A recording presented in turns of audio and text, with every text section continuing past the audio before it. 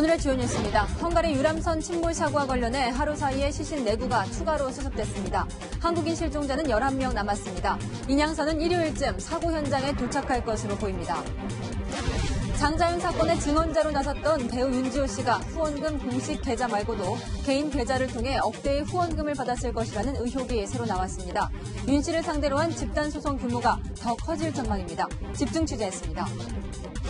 90분에 1,550만 원의 고액 강연 논란이 일었던 김제동 씨 강연이 결국 취소됐습니다. 행사를 준비해온 대전 대덕구청은 행사를 원활하게 진행하기 어려워 취소했다고 설명했습니다. 국내에 새로 진출한 외국계 커피 매장 때문에 주변 상권까지 들썩이고 있습니다. 임대료가 갑자기 오르는 부작용도 낳고 있습니다. 더 깊은 뉴스에서 취재했습니다. 인천 서구 일대의 붉은 수돗물 사태가 8일째 이어지고 있습니다. 지역 주민들의 분노도 거세지고 있습니다. 생후 18개월 된 아들과 생이별하는 일까지 벌어지고 있습니다. 성을 친정으로 퇴진시켰어요. 겨울자에 여기서는 아기를 키울 수가 없는 환경인 것 같아서. 르노 삼성 노조가 어제 오후부터 무기한 전면 파업에 돌입했습니다. 파업으로 일감이 줄어든 협력업체들까지 위기에 처했습니다. 편안한 휴일 저녁 보내고 계십니까? 오늘도 실종자 수색 작업이 힘겹게 진행되고 있는 헝가리로 먼저 가보겠습니다. 이 유람선 인양이 빠르면 오늘 가능할 것으로 봤었는데 현장 상황이 여의치 않습니다. 곧바로 부다페스트 취재기자 연결합니다. 김철웅 기자, 지금 김 기자 뒤에 여러 장비들이 좀 보이는데 지금 인양선 위에 있는 거죠? 네, 그렇습니다. 지금 제가 서 있는 이곳은 인양선 클라크 아담의 갑판 위입니다. 여기 보시면 이 노란색 장비가 배에 탑재된 대형 크레인입니다. 지금은 접혀 있는데 사고 현장에서 모두 펼치면 높이가 최대 52m, 아파트 15층 높이입니다. 여기 보이는 이 밧줄이 인양용 밧줄입니다. 실제 작업에서는 훨씬 더 많은 수가 필요하다고 합니다.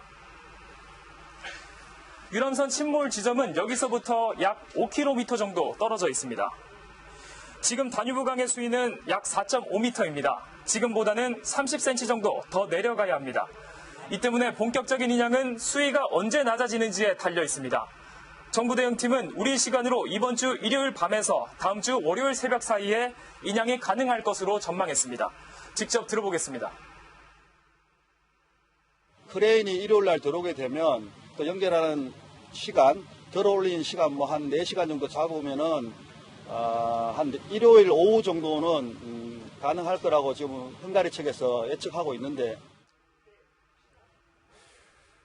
이제 김 기자가 말한 이 강의 수위도 수위인데 그 인양선이 통과해야 하는 다리 2개가 더 문제라면서요? 네, 그렇습니다. 여기서부터 유람선 사고 지점까지 가려면 2개의 다리, 아르파드와 머르기트 다리를 통과해야 합니다. 지금 저 멀리 보이는 게 아르파드 다리입니다.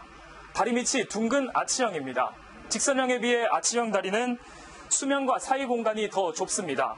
이 때문에 높이가 있는 배는 통과가 까다로울 수밖에 없습니다. 일단 크레인이 통과를 하면 배를 끌어올리는 작업은 시간이 오래 걸리지 않습니다. 앞으로 나흘 동안 인양 준비를 완료하는 게 중요한데요. 현재 헝가리와 한국 당국은 잠수부를 투입해 물속 선체를 체인으로 고정시키는 결속 작업을 마무리하고 있습니다. 헝가리 부다페스트에서 채널A 뉴스 김철웅입니다. 네, 본격적인 인양을 앞두고 최근 사흘 동안 시신 9구가 수습됐습니다. 신원을 확인 중인 한 구를 포함해 남은 실종자는 모두 11명입니다. 인양 준비 과정에서 시신이 추가로 발견될 가능성이 있습니다. 이 내용은 김윤정 기자가 정리했습니다. 현지 시간으로 어젯밤 11시 반쯤 사고 지점에서 4km 떨어진 곳에서 한국인으로 추정되는 시신 한 구가 추가로 발견됐습니다. 현재까지 수습된 시신은 실종자로 추정되는 한 구를 포함해 모두 16구입니다. 사고 당일 밤 수습된 시신은 7구. 사고 발생 닷새 만인 지난 3일 하류 쪽에서 102km 떨어진 곳에서 60대 남성의 시신이 발견된 것을 시작으로 4일 3구, 5일 4구 등 사흘 동안 9구의 시신이 선체 주변과 다뉴브강 하류 지역에서 발견됐습니다. 신원 확인 중인 시신을 포함한 남은 한국인 실종자는 11명입니다. 수중수색은 중단됐지만 선체 주변에서 내구의 시신이 발견된 만큼 인양 준비 작업 과정에서 추가로 발견될 가능성도 있습니다. 일부 손상된 창문에 거물이나 또 발을 설치하는 작업을 하면서 인양 작업 준비를 같이 병행해서 수상수색은 강화됩니다. 독일 수색견 5마리를 추가로 투입하고 강 하류에서 상류로 거슬러 올라가며 시신이 발견됐던 지점들을 집중 수색합니다. 한편 희생자 신원 확인을 마친 가족들은 장례 절차를 논의한 후 귀국 시기를 조절할 것으로 보입니다. 채널A 뉴스 김윤정입니다. 네, 침몰 사고를 내고도 승객들을 싣고 독일까지 갔던 크루즈선이 이 부다페스트로 되돌아오는 모습이 포착됐습니다. 이 크루즈선이 돌아오는 게 조사가 충분하지 않다고 판단한 헝가리 검찰의 요청인지는 아직 확인되지 않고 있는데요. 계속해서 우현기 기자가 취재했습니다. 한국인 승객들과 함께 실종된 헝가리인 2명을 대리하고 있는 변호사는 가해 선박인 바이킹 시기노에 대한 현장 조사가 충분하지 않았다고 강조했습니다. És azt kellett mondanom, hogy én nagyon furcsálom. Ha magam részéről rendszeresen külön ezt hagyják kihűlni, akkor ez befolyásolhatja az eredményt is. 즉시 복귀시켜 재조사해야 한다고도 요구했습니다. Én azt gondolom, hogy akkor járna el helyesen a nyomozóhatóság, hogy ezt a hajót visszarendelné a helyszínre, és minden egyes vonatkozásában a tüzetes vizsgálatnak alávetnék. 어제 독일 파사우를 출발해 오스트리아 빈을 거친 바이킹 시기노는 현재 이곳 부다페스트로 되돌아오고 있는 것으로 알려졌습니다. 바이킹 시기노의 움직임이 헝가리 검찰의 요청에 따른 것인지는 아직 확인되지 않고 있는 가운데 수감 중인 우크라이나 선장이 지난 4월에도 네덜란드에서 충돌 사고를 낸 적이 있다는 현지 언론 보도가 나왔습니다. 동일인으로 확인될 경우 선장의 형량에도 영향을 미칠 것으로 보입니다. 부다페스트에서 채널A 뉴스 우현기입니다. 네, 헝가리 유람선 참사 상황은 새로운 소식이 들어오는 대로 다시 전해드리겠습니다. 네, 어제 저희가 이 장자연 사건의 증언자 배우 윤지호 씨가 집단 소송을 당할 거란 소식 단독으로 보도해 드렸었는데요. 이 공식 후원 계좌 이외에도 개인 계좌로 받은 후원금이 더 있다는 의혹이 나왔습니다. 최주현 기자의 리포트부터 보고 관련 얘기를 좀 더 해보겠습니다. 부탁드리고 싶은 건 신변 보호에 대해서와 진실 규명하는 것 딱 2가지입니다. 윤지호 씨가 증언자 보호를 목적으로 만든 단체 지상예빛 후원자들이 돈을 돌려달라며 집단 소송을 내기로 하자 윤 씨가 개인 계좌로 받은 후원금이 더 있다는 의혹이 제기됐습니다. 윤 씨 자서전 출간을 도왔던 김수민 작가는 지난 3월 인터넷 방송에서 윤 씨 개인 계좌를 이틀간 오픈했다고 설명했습니다. 그러면서 4시간 만에 1억 3천만 원이 모였는데 이틀이면 얼마가 모였겠냐고 반문했습니다.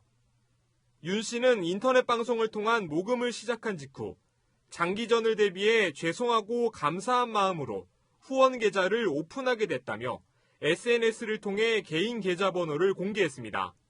그런데 아직까지 윤 씨 개인 계좌로 받은 후원금의 규모와 사용처는 알려지지 않은 겁니다.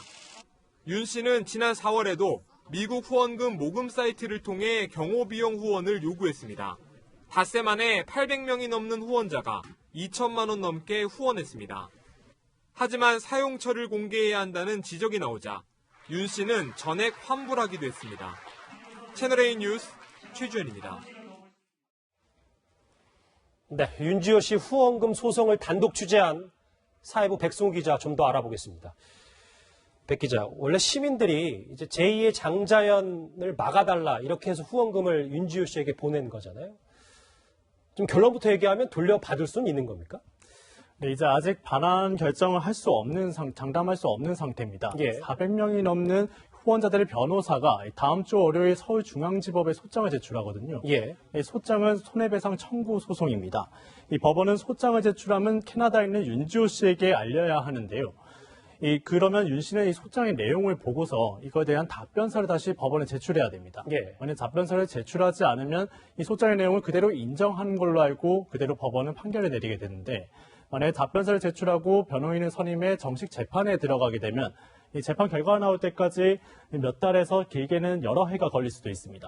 또 생각보다 좀 시간이 많이 걸릴 수 있군요. 그러면 지금 윤지호 씨가 캐나다에 머물고 있잖아요.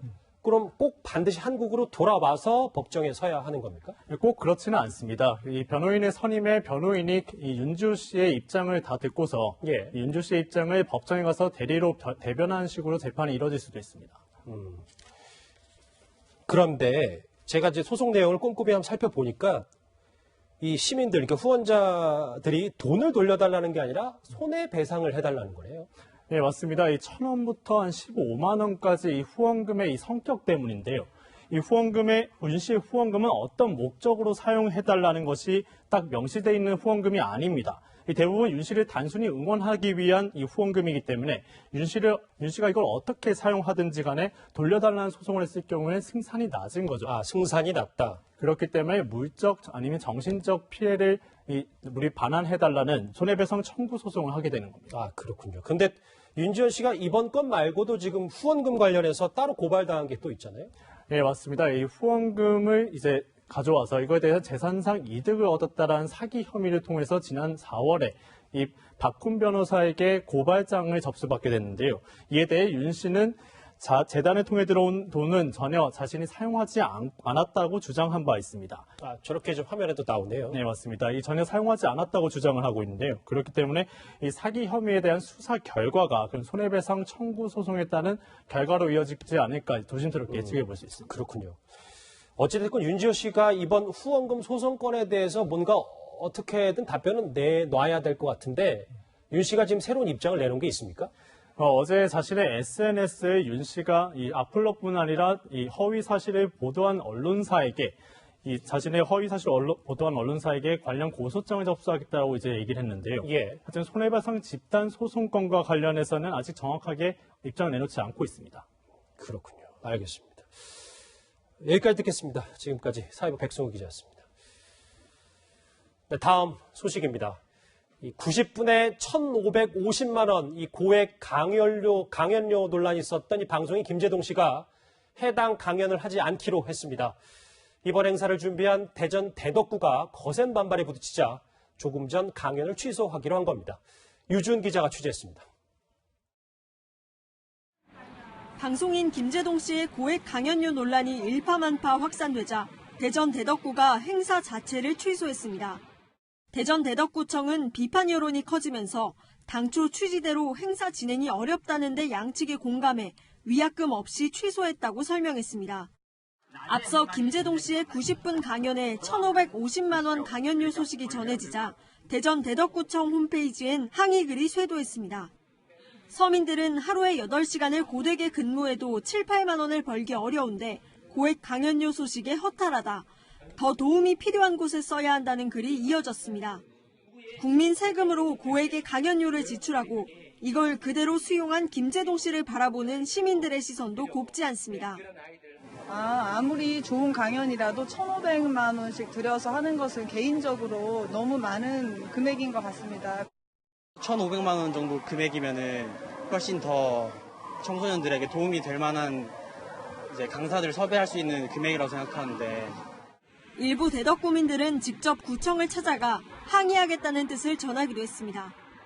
고액 강연료에 이어 구민 선호도 조사에서 김재동 씨가 1위를 했다는 구청의 해명도 논란에 휩싸였습니다.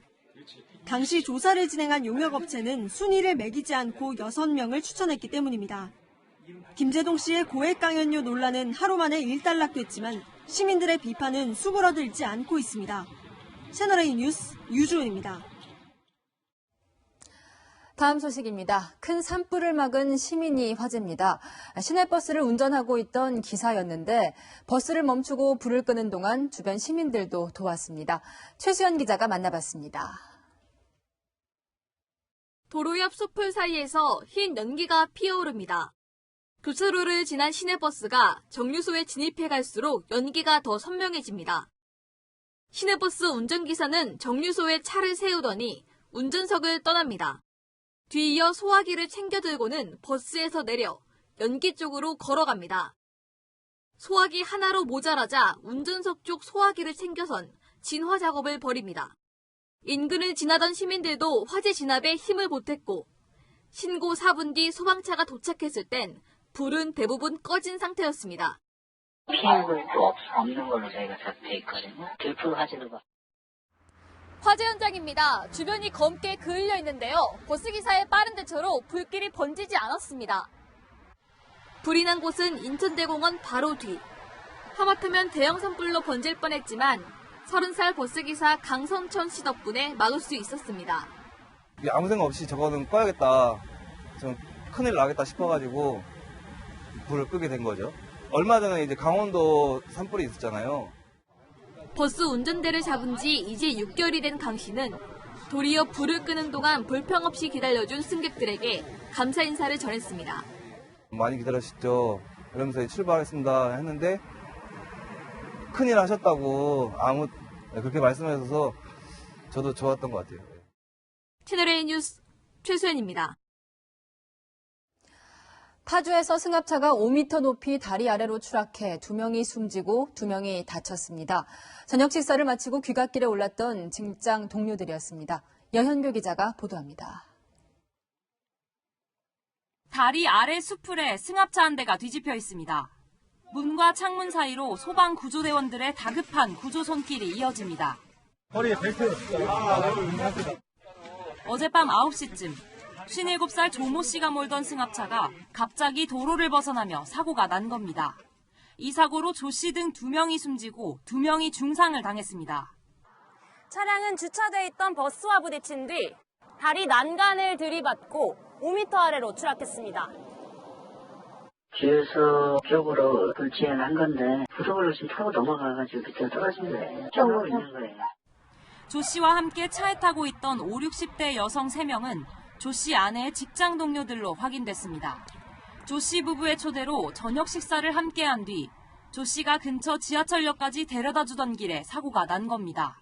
얼렁역까지 모셔다 드리려고 나가는 도중에 사고가 났는데 경찰은 생존자 등을 상대로 차량이 갑자기 도로를 벗어난 이유 등 정확한 사고 원인을 조사할 계획입니다. 채널A 뉴스 여영규입니다. 대학 캠퍼스에서 학생들이 정성껏 보살피던 개가 사라졌습니다. 알고 보니 학교 용역업체 직원이 잡아먹었습니다. 신선미 기자입니다. 앉아. 앉아. 옳지. 학생들의 말귀를 알아듣는 까만 개. 학생들과 캠퍼스를 산책하며 여느 반려견처럼 시간을 보냅니다. 이 개는 지난해 말부터 수도권의 한 여대 캠퍼스 재활용 분리수거장에서 기르던 깜순이입니다. 유기견으로 떠돌던 깜순이는 학교 경비청소 용역업체 직원이 데려와 키웠는데 학생들도 간식을 챙겨주며 정성껏 돌봤습니다. 학생들이 찾아가서 간식도 사주고 빗도 사서 비껴주고 정말 많이 애정을 쏟았어요. 모르는 사람이 없었어요. 하지만 지난달 11일 깜순이가 돌연 사라졌습니다. 대학 측이 민원을 이유로 깜순이를 캠퍼스에서 내보내라고 지시한 겁니다. 하지만 어디론가 입양됐다던 대학 측 설명과 달리 화물차에 실려가는 깜순이를 본 목격자가 나타나면서 학생들이 깜순이의 행방을 추적했습니다. 학생들의 끈질긴 추궁에 결국 경비청소 용역업체 직원은 깜순이를 잡아먹었다고 실토했습니다. 학교 인근 도축장에서 깜순이를 도살해 농장에서 지인들과 먹었다는 겁니다. 절망스러웠죠. 다들 지금 울고 있다 그러고 진짜냐고 그러고 손이 떨린다 그러고. 학생들은 학교 곳곳에 대자보를 붙이고 해당 직원의 해직을 요구하고 나섰습니다. 해당 직원은 학생들에게 상처를 줘 미안하다며 공개 사과 의사를 밝혔습니다. 대학 측은 깜순이를 위한 추모 공간을 마련하기로 했습니다. 후교 충격 받았을 학생들에 대해 학교 측은 심리상담과 함께 깜순이 추모비를 세우는 방안도 검토하겠습니다. 하지만 학생들은 정식 수사를 요구하며 경찰에 진정서를 제출했습니다. 채널A 뉴스 신선미입니다. 인천 서구 일대 붉은 수돗물 사태가 8일째 이어지고 있습니다. 지역 주민들의 불편도 커지고 있습니다. 주민들이 빨래를 하기 위해 인근 김포시로 원정까지 가고 있습니다. 안보겸 기자가 현장 취재했습니다. 한 가정집. 일주일 넘게 쌓아둔 빨래들이 그대로 담겨 있습니다. 물 사용이나 그런 게 좀 많이 불편하니까 부모님 댁에서 오늘 하루 좀 있으면서 거기서 빨래도 하고 좀. 결국 4살배기 딸을 둔 부부는 오늘 하루 집을 떠나기로 했습니다. 빨래를 하기 위해 인천 계양구에 있는 부모 집으로 가기로 한 겁니다. 지난달 30일부터 인천 서구 일대에선 수돗물이 붉은색으로 나오고 있습니다. 8일째 수돗물에 이물질이 섞여 나오자 주민들도 분통을 터뜨리고 있습니다. 서울 친정으로 퇴진시켰어요. 도저히 여기서는 아기를 키울 수가 없는 환경인 것 같아서. 생후 18개월 된 아들과 떨어져 지내는 강 씨는 아이를 위해 이사하기로 결정했습니다. 아이를 먼저 살려야겠다라는 생각에 집을 앞두고 있습니다. 일부 지역에서는 주민들을 위해 생수까지 배달되고 있습니다. 한 아파트 단지입니다. 주민들이 불안해하자 관리사무소는 수돗물 대신 쓸 수 있는 생수를 준비해 이렇게 쌓아놨습니다. 지금 여기 말고도 다 타다주소도 대부분 거의 그런 거고. 인근 대형마트도 생수를 사려는 사람들로 붐볐습니다. 또 한 6개 정도는 가져갈 것 같아요. 일부러 그 사러 와야 되고 또 집에 또 가지고 계단 타고 올라가야 되고 하니 힘들죠. 한 카페는 당분간 아예 장사를 접기로 했습니다. 저도 못 먹는 거는 누구를 먹으라고 팔겠어요. 오시는 손님도 지금 그냥 가시라고 말씀을 드리는 중이라서. 수돗물 사태의 여파는 인근 지역까지 번지고 있습니다. 경기 김포시의 한 빨래방입니다. 인천 서구에서 9km 정도 떨어져 있는데요. 서구 주민들은 빨래를 하기 위해 이곳까지 오고 있습니다.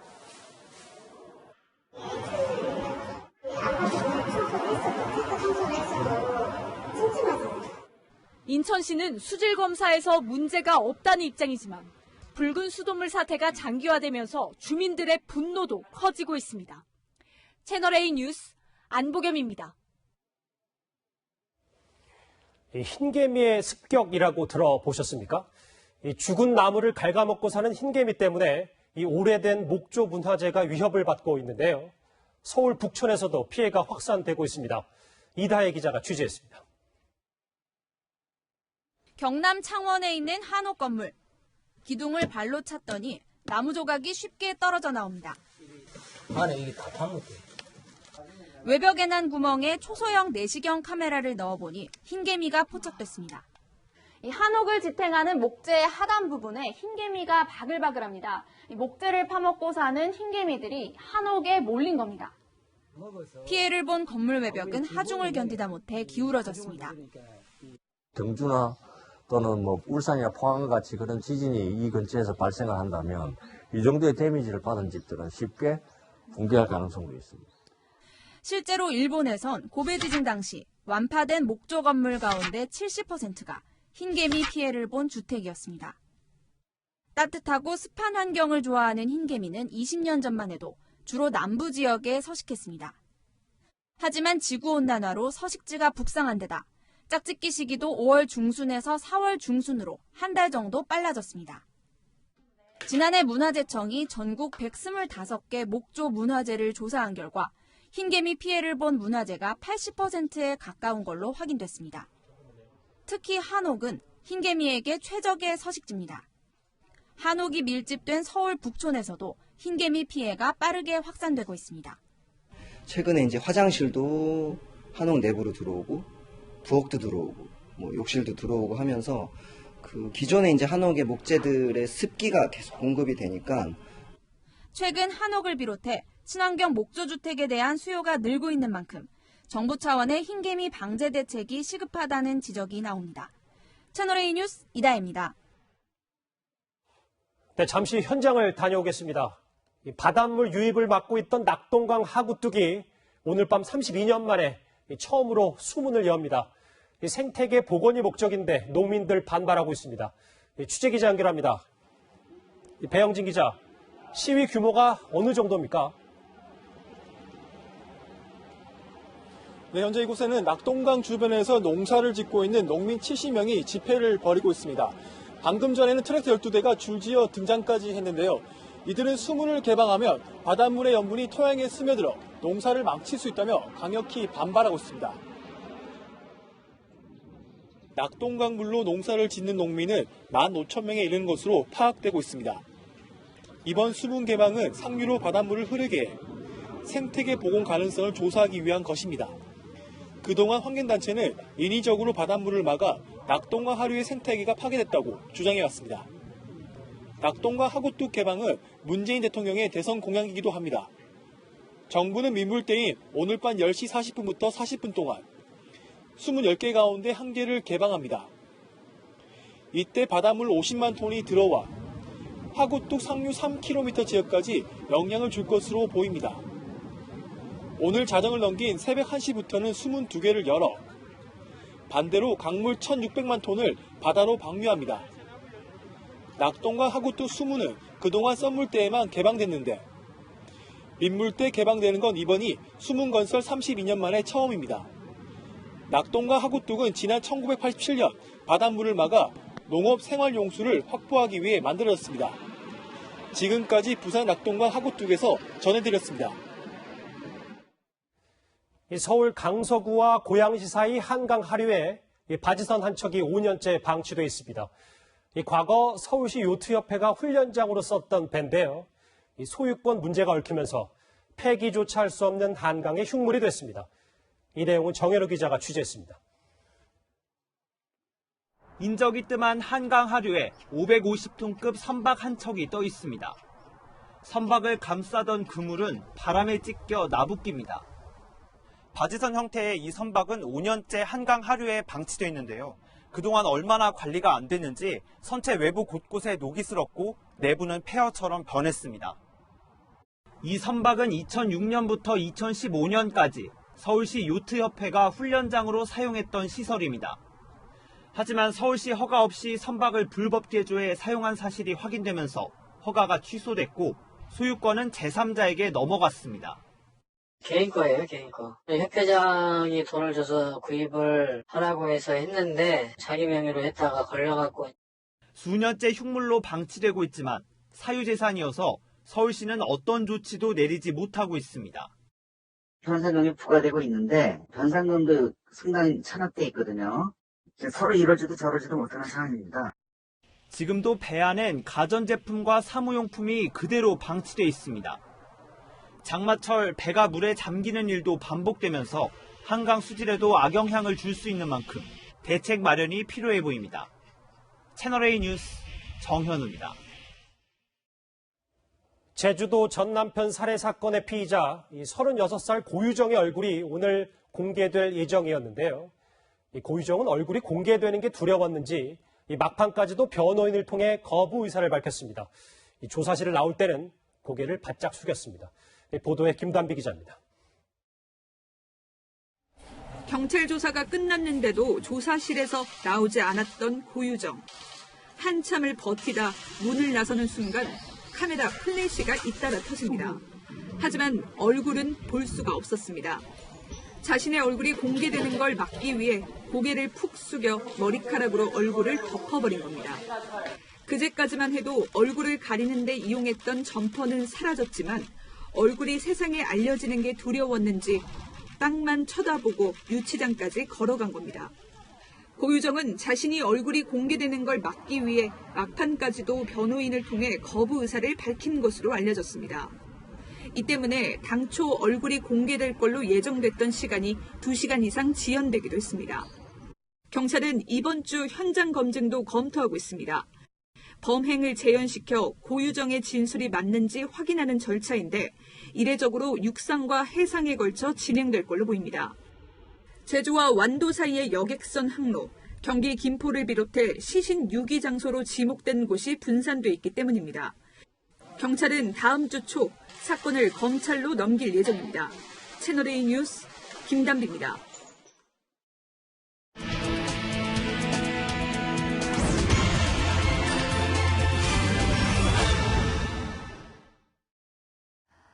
불세권이란 말 들어보셨나요?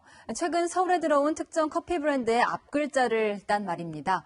해외 유명 프랜차이즈가 들어오면 주변 상권이 바뀔 정도로 이상 과열 현상이 생기죠. 이은우 기자가 심층 취재했습니다.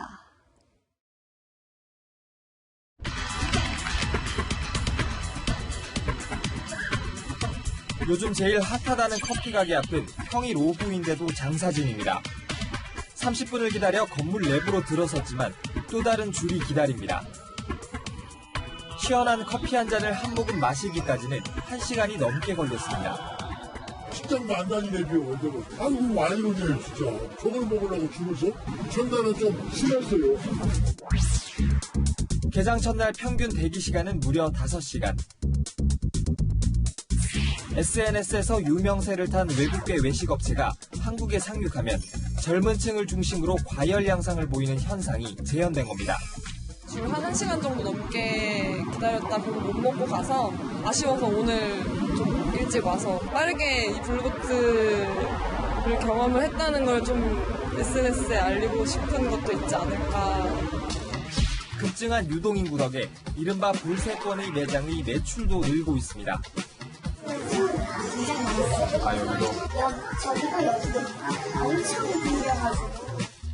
늘 그렇듯이 상권의 변화는 부동산업자들이 빠르게 감지합니다. 그동안 해외 외식업체들이 황금 상권인 강남 한복판에서 둥지를 텄던 것과 달리 블루보틀은 부도심에 가까운 성수동 외곽 지역이라는 다른 선택을 했습니다. 다세대 주택과 공장 등이 주로 분포해 임대료와 권리금 상승 여지가 있어 기획부동산의 침투 가능성이 높다는 지적이 나옵니다. 건물주들을 일일이 쫓아다니면서 기존의 임차인들을 내쫓아라. 용도 변경해서 건물 하나 그럴듯하게 보이는 거 하나 세워서 한 1, 2개월 정도 장사하다가 권리금 받고 팔고 딴 데로 가고 이런 식의. 블루보틀 현상은 상권 침체라는 직격탄을 맞은 서울 삼청동에도 변화의 바람을 일으키고 있습니다. 블루보틀 2호점이 다음 달 입점한다는 입소문이 주요 원인입니다. 저 너무 많이 왔었죠. 그 옆에 묻어도 제가 무조건 거의 탱크를 물려다는 거죠. 구청 측도 블루보틀 입점이 또 다른 젠트리피케이션으로 이어질 가능성을 경계합니다.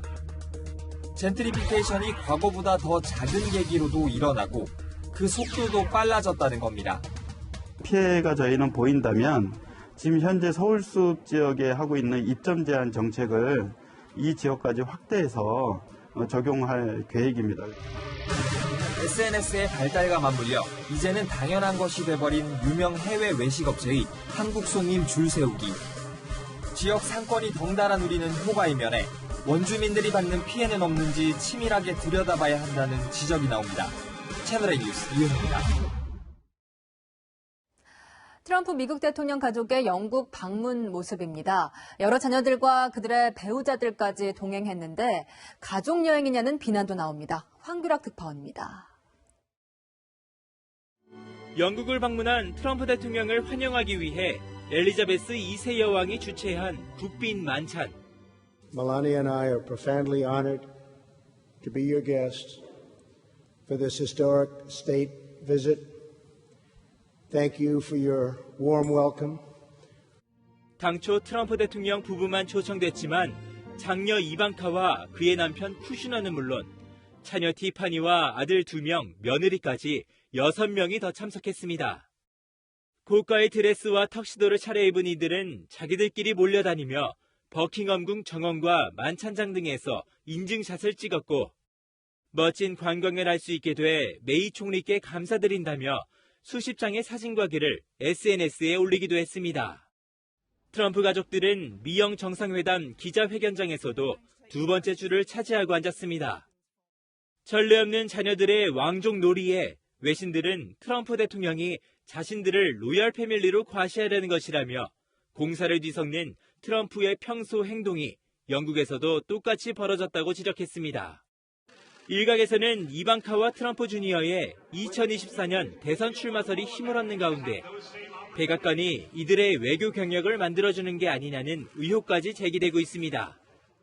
미국 캘리포니아에서 채널A 뉴스 홍규락입니다. 이런 와중에 모레는 영국 엘리자베스 2세 여왕의 생일입니다. 생일상에 한국에서 온 안동 사과가 오른다고 하는데 어떤 사연인지 이지훈 기자가 전해드립니다. 모레 열리는 영국 여왕 엘리자베스 2세의 93번째 생일 파티에 특별한 디저트가 준비됩니다. 경북 안동의 특산품 사과가 그 주인공입니다.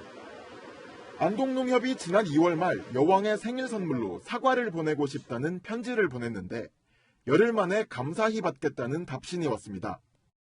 안동농협은 여왕의 생일 파티에 쓰일 사과 500kg을 그제 항공편으로 보냈습니다.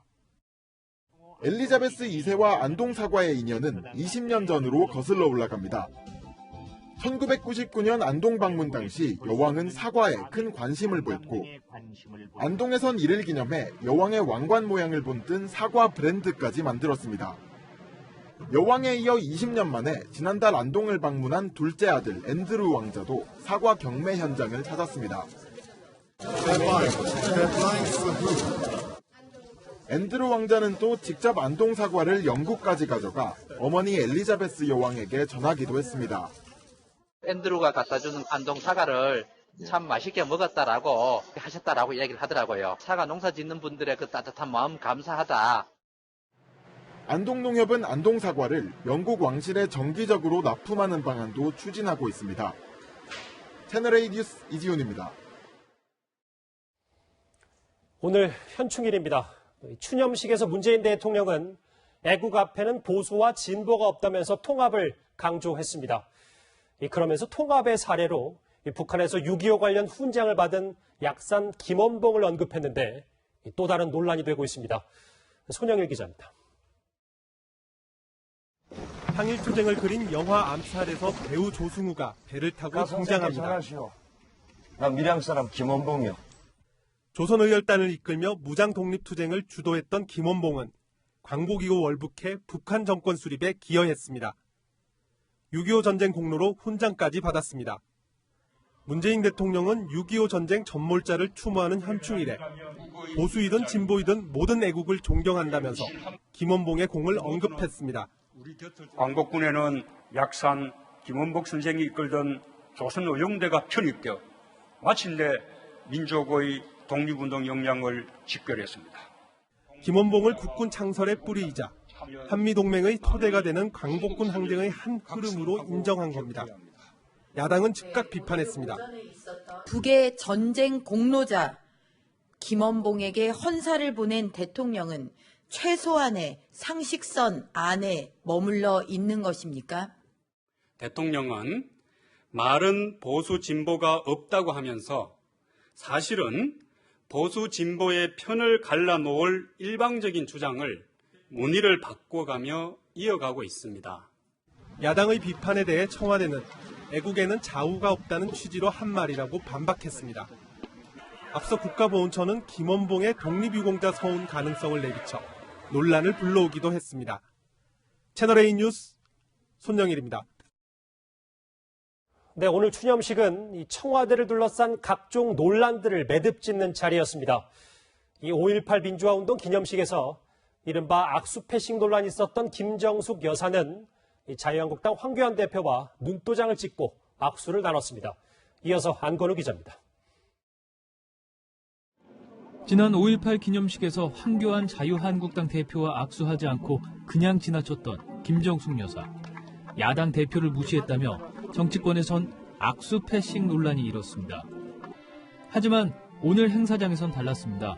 이해찬 민주당 대표와 인사를 마친 김정숙 여사는 황 대표와 눈을 마주치며 손을 꼭 맞잡았습니다. 악수 패싱 논란 이후 청와대는 다음 기회엔 반드시 손을 잡겠다는 말을 해왔습니다.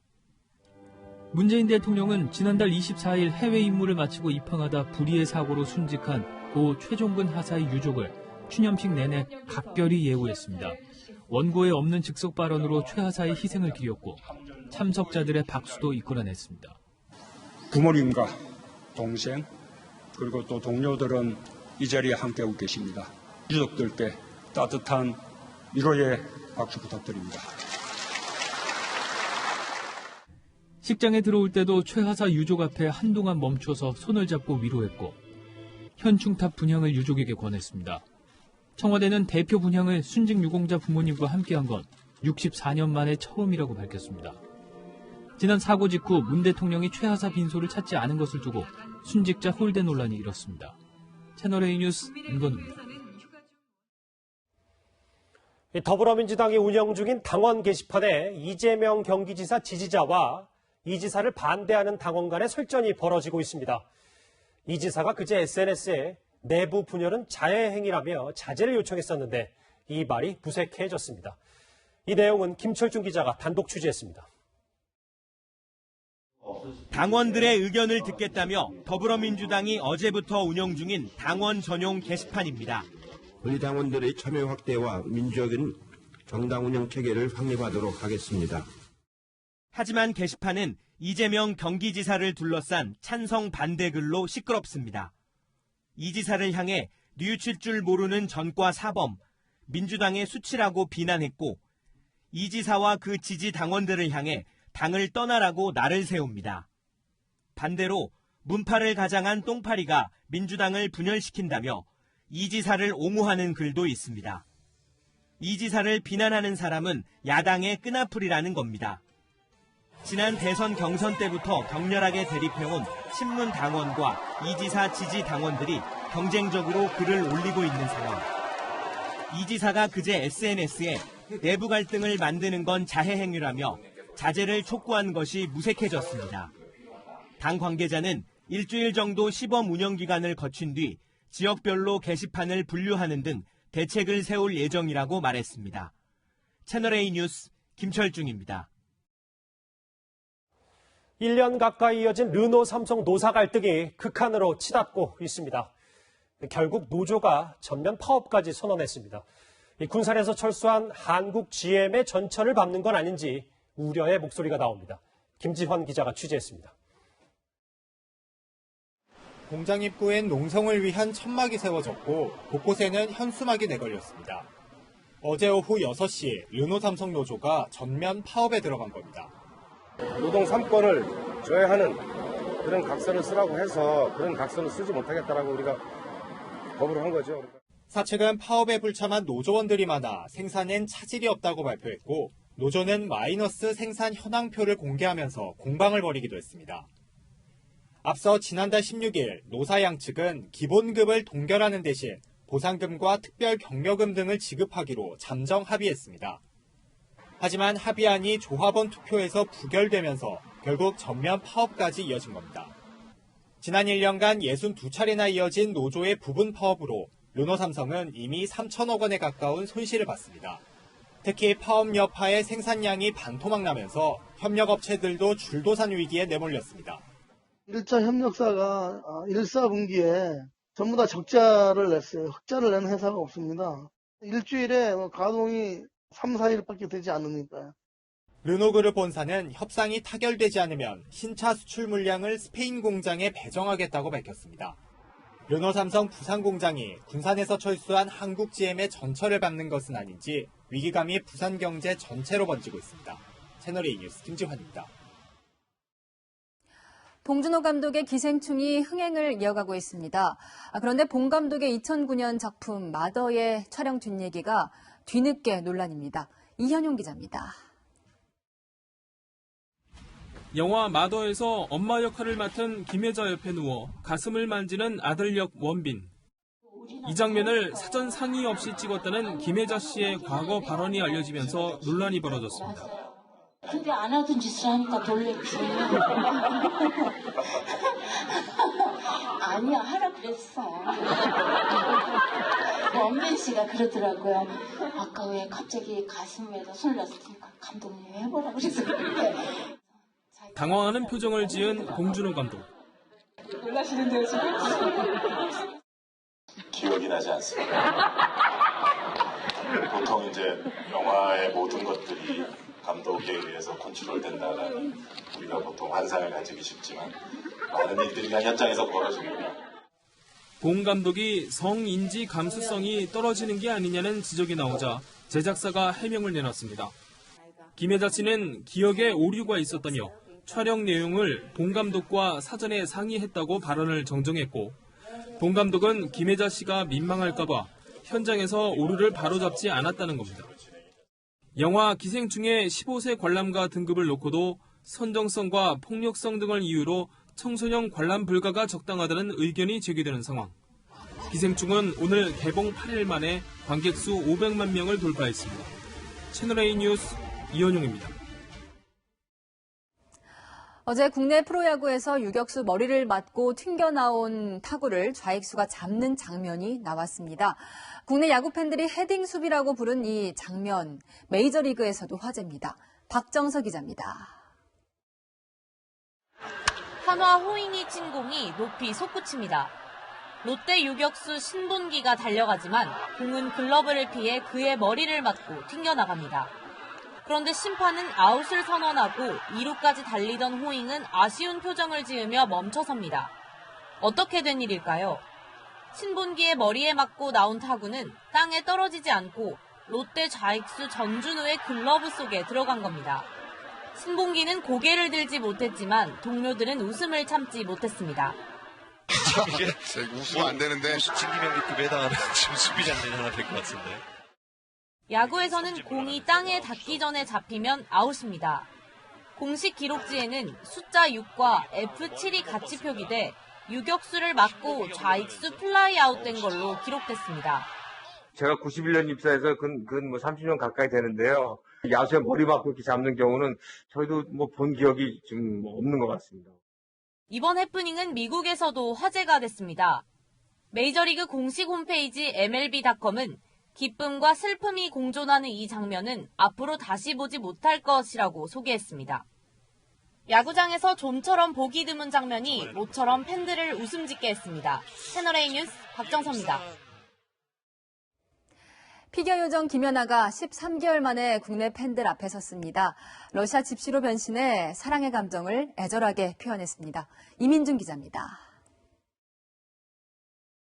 머리부터 발끝까지 집시로 변한 김연아는 사랑하는 사람에 대한 그리움을 애절하게 표현했습니다.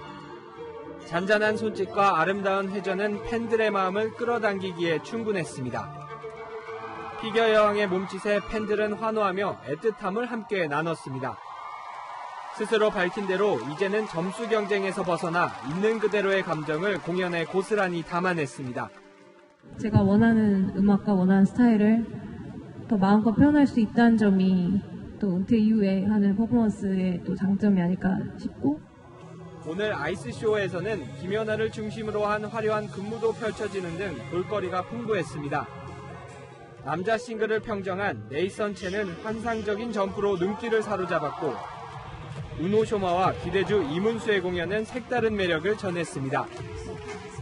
이제는 선수가 아닌 예술가로 팬들을 만난 김연아.